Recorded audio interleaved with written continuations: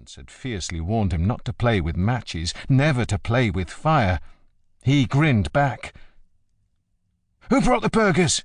Lucas asked. Guy looked bewildered. "I didn't know we were supposed to—" "I was joking, you twit." Guy ducked his head, flushing.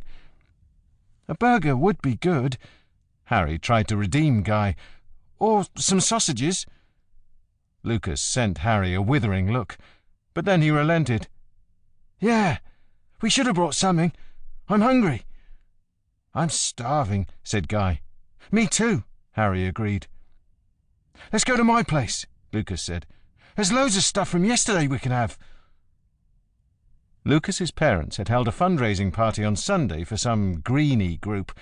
They were obsessed with animal rights and global warming, saving the planet, and as usual, Lucas's mother had over-catered.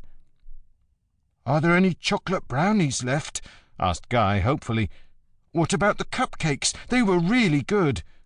"There's loads of everything." "Your mum's the best," Guy beamed. His own mother served relentlessly healthy meals, seemingly convinced that chocolate and sugar and all white carbohydrates came from the devil. Harry remembered being given a bowl of sludgy lentils with spinach stirred into it, followed by a gluten-free cake that had shrunk into a ball so hard and dry they could have kicked it down the street. Needless to say, it was no surprise that Guy scrounged at Harry's and Lucas's whenever he could. Not so much at Harry's, though, because Harry's mother went crazy if he took something without telling her.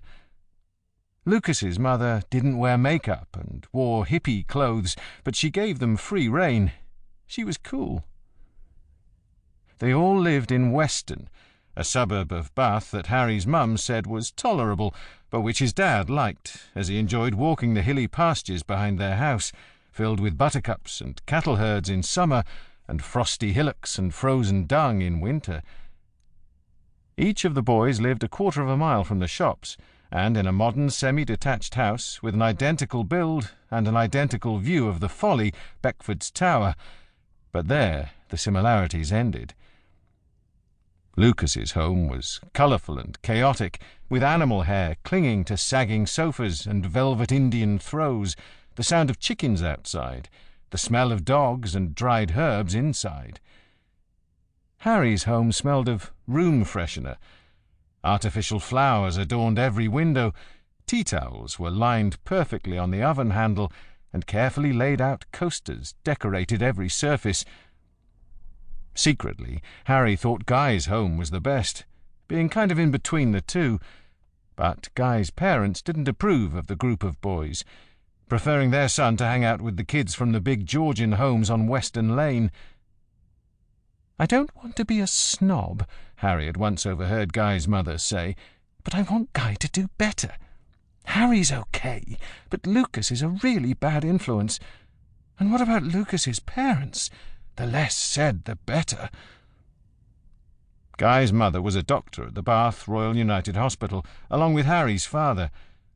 They'd socialise from time to time, but rarely had anything to do with Lucas's parents, whose mother worked part-time in the pet shop, his father at a garden centre. "Let's go!" Lucas shoved the magnifying glass back at Guy. It was a gift Guy's dad had received from some work colleague, which Guy had swiped from his father's desk.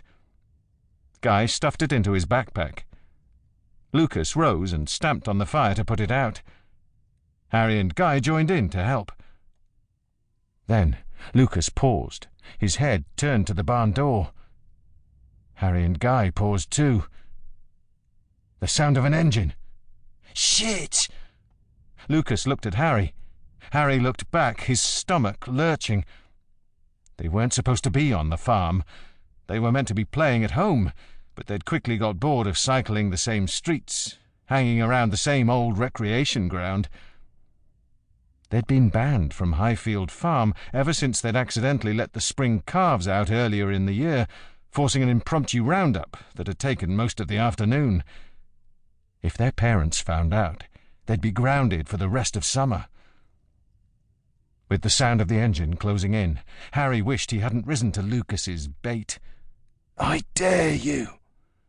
Wished he hadn't been so stupid. Wished he was at home.